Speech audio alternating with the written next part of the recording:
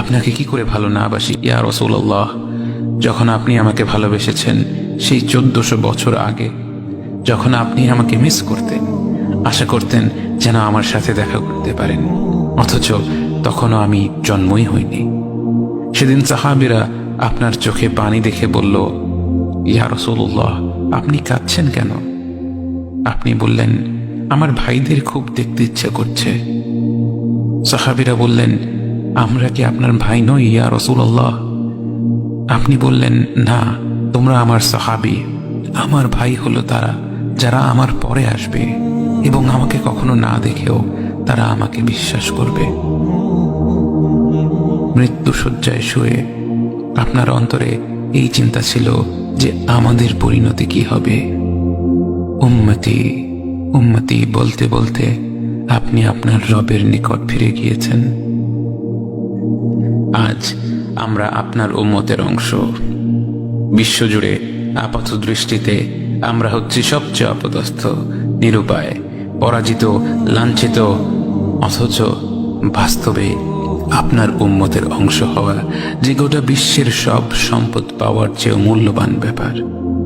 আজ আমার মনে যত আশা, যত আকাঙ্ক্ষা, যত স্বপ্ন, যত চাহিদা, সব কিছু পেয়ে গেলেও নিজেকে এতটা সৌভাগ্যবান মনে করতাম না যতটা মনে হয় আজ আপনার উম্মতের একজন হতে পেরে।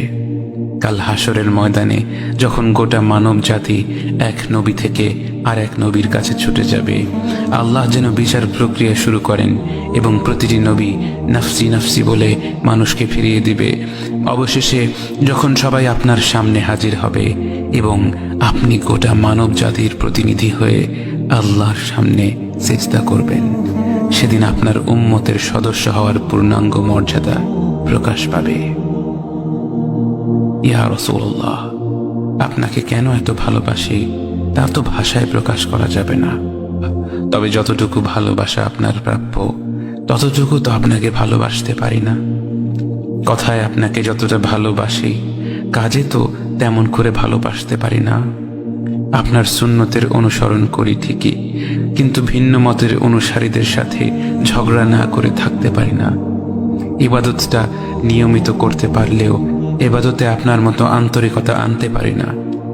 বাহ্যিক বিষয়ে আপনার অনুসরণ করতে পারলেও চারিত্রিক দিক থেকে তো আপনার কাছ থেকে শিক্ষা নিতে পারি না। মুখে আপনার প্রতি সালাওয়াত পেশ করলেও কাজে কর্মে উম্মতে মুহাম্মদ হিসেবে আপনার সম্মানটা রক্ষা করতে পারি না। রাসূলুল্লাহ, হাবিবুল্লাহ, নবিয়ুল্লাহ, ইয়া মুস্তাফা, আমরা তো আপনার উম্মত হবার যোগ্য নই, কিন্তু আপনার রব তো সবচেয়ে ক্ষমাশীল। তিনি তো আমাদের যা প্রাপ্য তার চেয়ে অনেক বেশি অনুগ্রহ প্রদর্শন করতে সক্ষম। আপনি আমাদের যতটুকু ভালোবেসেছেন তিনি তো আমাদের এর চাইতেও বেশি ভালোবাসেন।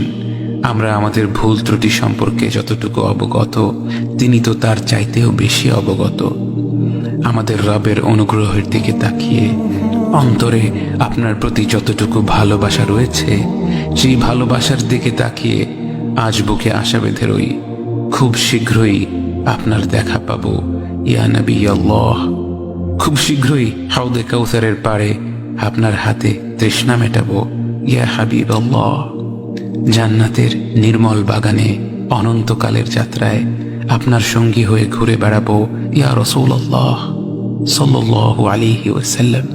লা ইলাহা ইল্লাল্লাহ মুহাম্মাদুর রাসূলুল্লাহ আলাইহি সালাতুল্লাহ ওয়া আলিহি ওয়াল আহব